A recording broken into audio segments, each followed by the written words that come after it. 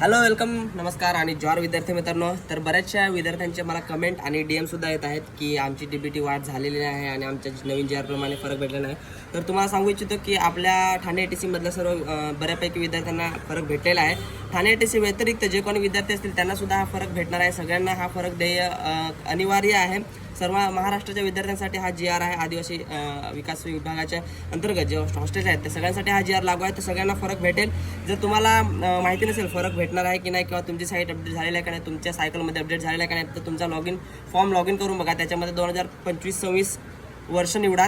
तिथे जाऊन आणि आपलं पहिलं, दुसरं, तिसरं, चौथं सायकल जे असतं त्याच्यामध्ये पहिलं सायकल 2 वेळा असेल आणि दुसरं सायकल 2 वेळा असेल. जर हा अपडेट झाला असेल तर तुम्हाला फरकाचे पैसे येतील. जर अपडेट झाला नसेल तर तुमच्या संबंधित गृहपालांना तुम्ही चौकशी करा की आमचा असा जो डाटा आहे तो तुम्ही पाठवला आहे का आणि आम्हाला किती दिवसामध्ये ते अपडेट भेटेल. किंवा तुम्ही तुमच्या ATCला सुद्धा जाऊन आणि इन्क्वायरी करू शकता. तुम्ही PO ऑफिसला सुद्धा जाऊन इन्क्वायरी करू शकता. तर हे सर्व ATCच्या विद्यार्थ्यांना फरक भेटणार आहे. त्याची सर्वांनी नोंद घ्यायची आहे. आणि सर्व विद्यार्थ्यांना हा व्हिडिओ शेअर करा. ज्यांना भेटले असतील त्यांनी तुमच्या गृहपालांना विचारा किंवा तुमच्या ATCला जाऊन किंवा तुमच्या PO ऑफिसला जाऊन इन्क्वायरी करा.